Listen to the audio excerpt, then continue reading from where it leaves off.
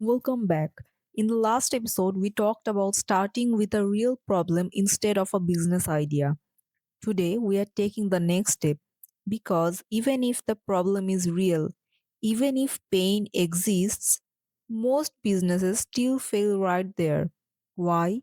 Because they don't know who they are building for. So, today's question is simple but uncomfortable. Who exactly is your customer? Not generally, not vaguely, exactly. Now, let's get into it. If you ask someone who their customer is, the most common answer is everyone. Sometimes they try to dress it up. So they say anyone who needs this, anyone between 18 to 60, anyone who wants convenience. Those answers feels inclusive. They feel safe, but they are business poison because when you target everyone, you end up speaking clearly to no one. Your message becomes generic, your content becomes generic, your offers become generic, and then you sit there wondering why nobody responds, even though you helped everyone. You don't. You confuse everyone. Now, here's the next mistake. People think defining a customer means listing demographics, age, gender, income, location. That's not a customer definition, that's a description. A real customer definition includes things like situation, context, behavior, urgency. Let me give you a clean example. Busy professionals is not a customer, that's a vibe. This is a customer. Freelancers who work from home miss deadlines because they don't track time properly and already pay for productivity tools. Now we are talking because that tells you a lot. They have a job to be done, they feel pain, they've already tried solution, they spend money, they have urgency. Specificity reveals reality, and reality is what you can build on. So why does specificity feel scary? Because people think narrowing down means losing opportunity. They think if I pick one group, I'm cutting off all the others. But early on, the opposite is true. Narrowing focus increases clarity, improves messaging, reduces wasted effort, speeds up learning. Broad focus creates noise. Specific focus creates traction. And that's the real goal at the beginning. Early businesses don't need reach, they need resonance. They need a small group of people to hear you and go, wait, that's exactly me. That reaction will never happen with vague messaging. Here is another correction that changes everything. Your customer is defined by pain, not identity. Customers don't buy because of who they are, they buy because of what they are dealing with.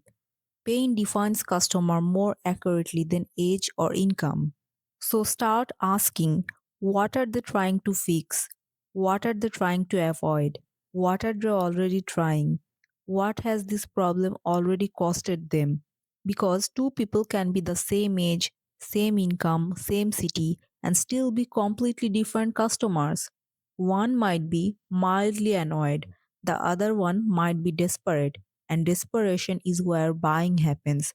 Behavior matters more than labels. Now, let's talk about a critical distinction that breaks a lot of business models later. That is, the user is not always the customer. The person who feels the pain may not always be the person who pays. Think about it. Parents pay, kids use. Companies pay, employees use. Managers approve, teams use. Government pays, citizen use. So if you don't identify who pays, you get stuck later. You build something that people love, but nobody can actually buy. Or you talk to the wrong person and wonder why the conversation goes nowhere. So always ask who actually pulls out the money, who has budget authority, who approves the purchases. Because I need this and I can pay for this, and not the same statement. So, how do you find your real customer? Not by brainstorming alone, you find them by observing reality. Look for who complains repeatedly, not one time, repeatedly. Who is already paying for bad solution? Who loses something if this problem isn't solved? And I want you to focus on losses because losses creates buyers. Time loss, money loss, stress, risk. Pain creates buyers. Curiosity creates talkers. And talkers will waste your time with compliments. Buyers will tell you what it costs them and what they are willing to pay to make it go away. Now, here's a simple customer test I want you to try. Complete this sentence. This is for people who dash, who struggle with dash, and currently deal with it by dash. Let me show you what it sounds like when it's good. This is for restaurant owners who lose reservations because they don't have a proper confirmation process and currently deal with it by writing everything in WhatsApp and hoping they don't forget. That's clear. Now you can find those people. You can talk to them. You can write messages that hit. You can build a simple first offer. But if you can't complete that sentence cleanly, then you are not ready to build.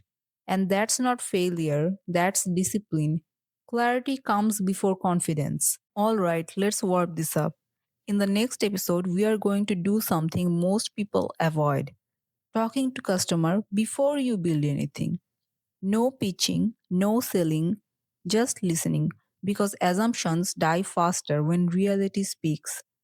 Thanks for listening. See you in the next one.